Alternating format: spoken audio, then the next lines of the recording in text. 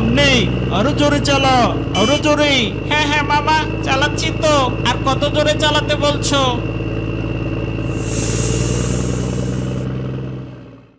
এরপর হালুম বাঘ আর বল্টু শিয়াল সোনা দানা হিরে জহরত নিয়ে পালাতে শুরু করলো। ভাগ্নে, চল এক কাজ করি, এই রাস্তা দিয়ে পালাই। এই রাস্তা দিয়ে অনেক শর্টকাট হবে। হ্যাঁ হ্যাঁ মামা, চলো চলো, এই রাস্তা দিয়েই পালাই।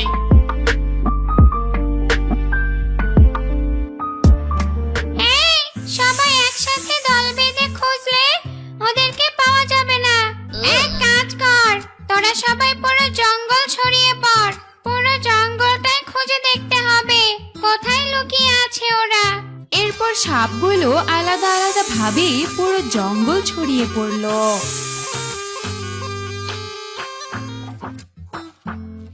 মামা, ওই দেখো ওদিকে তাকিয়ে। আরে, ওটা তো একটা সাপ।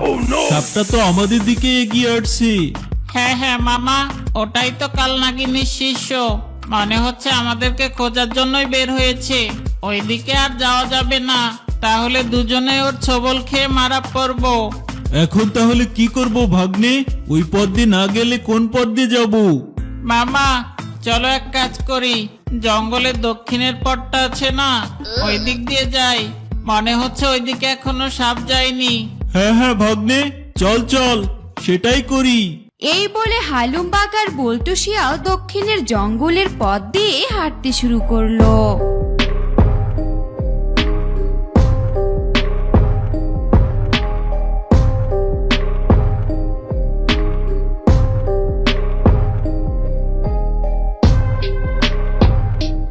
মামা, ওই দেখো, এই পথেও তো সাপ এসেছে।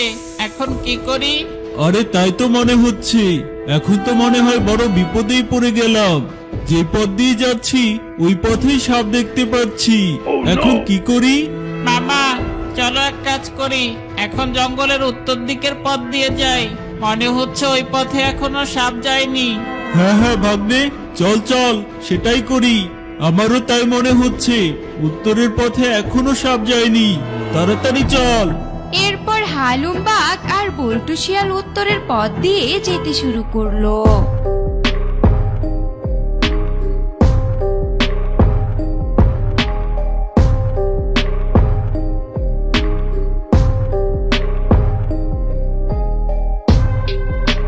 মামা, এই পথেও আমাদের যাওয়া হবে না। ওই দেখো, এই পথেও একটা সাপ বসে আছে। মনে হচ্ছে এই সাপগুলো পুরো জঙ্গলের চতুর্দিক থেকে আমাদের ঘিরে ফেলেছে। আমরা আর এই জঙ্গল থেকে বের হতে পারবো না। এখন কি করব মামা? তাই তো দেখছি ভাগ্নে, এই সাপগুলো তো পুরো জঙ্গলের চতুর্দিক থেকে আমাদের ঘিরে ধরেছে। আমরা তো এখন কিছুতেই এই জঙ্গল ছেড়ে যেতে পারবো না। তাহলে এখন কি করতে চাস? এই সোনাদানা হিরে মুক্তগুলো কালনাগিনীকে ফেরত দিবি? কি বলছো কি মামা? আমরা যদি এখন এই সোনাদানা হিরে মুক্ত গুলো ওই কালনাগিনীকে ফেরত দেই, তবুও তো আমাদেরকে বেঁচে রাখবে না। ঠিকই তো ছবল মেরে আমাদেরকে মেরে ফেলবে। তা তুই তো ঠিকই বলেছিস ভাগ্নে, ফেরত দিয়েও তো কোনো লাভ হবে না। কিন্তু এগুলো নিয়ে তো এখন পালাতেও পারবো না। এখন কি করি বলতো ভাগ্নে? তুই না শেয়াল পণ্ডিত, বিপদের সময় তো তোর মাথার থেকে নানান ধরনের বুদ্ধি বের হয়। আজ কোনো বুদ্ধি বের করতে পারছিস না? মামা, আমাকে একটু ভাবার সময় দাও। যে কোনো একটা বুদ্ধি তো আমাকে বের করতেই হবে। এত সহজে এই সাপদের কাছে মরা যাবে না। আচ্ছা আচ্ছা, ঠিক আছে ভাগ্নে, তাড়াতাড়ি ভাব। যে কোনো উপায় করে আমাদের এখান থেকে পালাতেই হবে। এরপর বল্টু শিয়াল গভীর চিন্তায় পড়ে গেল আর ভাবতে লাগলো কি করে ওই সাপদের হাত থেকে রক্ষা পাওয়া যায়। ভাবতে ভাবতে হঠাৎ শিয়াল একটি বুদ্ধি পেয়ে গেল। মামা, পেয়েছি একটা বুদ্ধি। এই বুদ্ধিটা যদি ঠিকঠাক ভাবে কাজে লাগাতে পারি, তাহলেই আমরা এই জঙ্গল ছেড়ে চলে যেতে পারবো। এছাড়া আর আমার মাথায় আর কোনো বুদ্ধি আসলো না। তাই নাকি ভাগ্নে? পেয়েছিস বুদ্ধি? তা কি বুদ্ধি পেলি? তাড়াতাড়ি বল আমায়। মামা, ওই সাপগুলো তো আমাদের মাটি দিয়ে খুঁজে বেড়াচ্ছে। এখন আমাদের একটা কাজ করতে হবে। এখন আমাদের একটা বাইক জোগাড় করতে হবে। বাইকে চড়ে দ্রুত যদি বাইক চালিয়ে এখান থেকে আমরা চলে যাই, তাহলে ওই সাপগুলো আমাদের কিচ্ছু করতে পারবে না, বুঝেছো? বাহ, দারুণ একটা বুদ্ধি বের করেছি, কিন্তু এখন বাইক পাবো কোথায় বলতো? তোকে কতবার বলেছি একটা বাইক কিনি, কিন্তু তুই তো বাইক কিনতেই দিলি না। আর যদি আমাদের বাইক থাকতো তাহলে কত সহজেই আমরা পালিয়ে যেতে পারতাম। আরে ধুর মামা, কি যে বলো না। সে সময় কি আমাদের কাছে টাকা পয়সা ছিল যে বাইক কিনবো? টাকা পয়সা না এখন হলো। তবে মামা, আমার কাছে একটা বুদ্ধি আছে। আমাদের এই জঙ্গলের কিংকং এর একটা বাইক আছে না, ওই কিংকং এর বাইকটা যদি কোনোভাবে নিতে পারি, তাহলেই তো আমরা এই জঙ্গল ছেড়ে পালাতে পারবো। কিন্তু ওই কিংকং বেটা কি আমাদের বাইক দিবে বল? ও যা হারকিপটে। আরে দিবে না মানে? অবশ্যই দিবে। ওই হারকিপ্টে স্বভাবটাই তো আমাদের কাজে লাগাতে হবে। তোর কথা তো আমি কিচ্ছু বুঝতে পারছি না। তুই কি করে ওই কিংকং এর কাছ থেকে বাইক নিবি? আরে ধুর মামা, তোমাকে এত কিছু বুঝতে হবে না। তুমি আমার সাথে চলো আর শুধু দেখতে থাকো আমি কি করে ওই কিংকং এর কাছ থেকে বাইকটা নেই। এই বলে হালুম বাঘ আর বল্টু শিয়াল চলে গেল কিংকং এর গুহায়।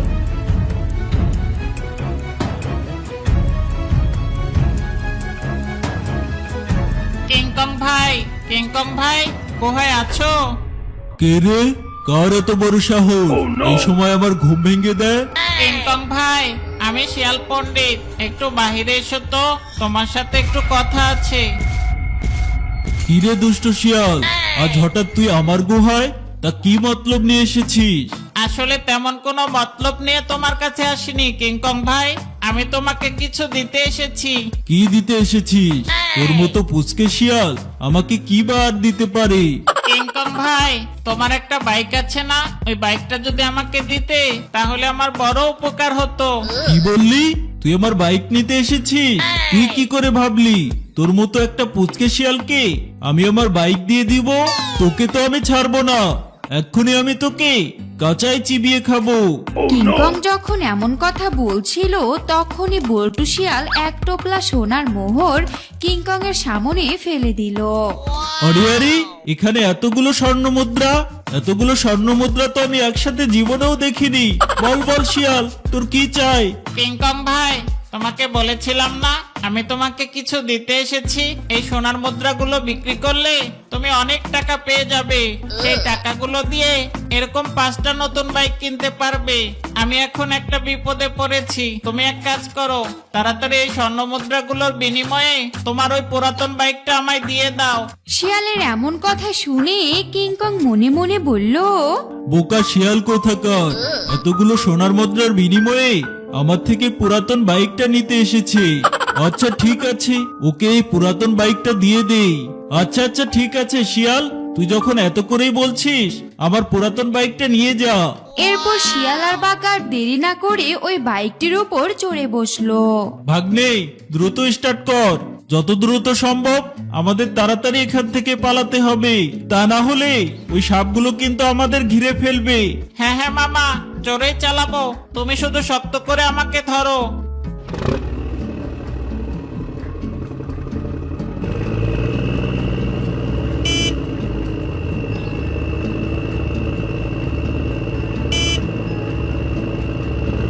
ওই দেখ, ওই দুষ্ট বাজে শিয়াল আমাদের হাত থেকে বাঁচার জন্য কোত্থেকে জানি এক বাইক সংগ্রহ করে পালিয়ে যাচ্ছে।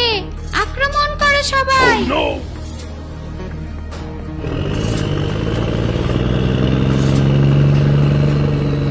ভাগ্নে, আরো জোরে চালা, আরো জোরে। হ্যাঁ হ্যাঁ মামা, চালাচ্ছি তো, আর কত জোরে চালাতে বলছো?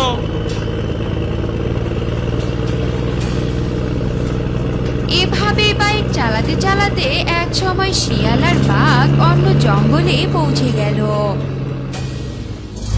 আরে, ওরা তো অন্য জঙ্গলে চলে গেল। আমরা তো আমাদের এরিয়া ছাড়া অন্য কোথাও যেতে পারবো না। এখন যদি আমরা ওই জঙ্গলে গিয়ে প্রবেশ করি, তাহলে ওই জঙ্গলের কালনাগিনী তো আমাদের আক্রমণ করে মেরে ফেলবে। না না, এখান থেকে এখন আমাদের ফিরে যাওয়াই ভালো হবে। নাগিন রানীর সাথে কথা বলে ওই বাজে শিয়াল আর দুষ্ট বাঘের যে কোনো একটা ব্যবস্থা করতেই হবে। তো বন্ধুরা, কাল নাগিনী কি পারবে অন্য জঙ্গলে গিয়ে বাঘ আর দুষ্ট পাজি শিয়ালকে মেরে তাদের গুপ্তধনগুলো উদ্ধার করতে? তা যদি তোমরা জানতে চাও তাহলে শিয়ালের গুপ্তধন চুরি গল্পের তৃতীয় পর্বটি দেখতে একদমই ভুলো না।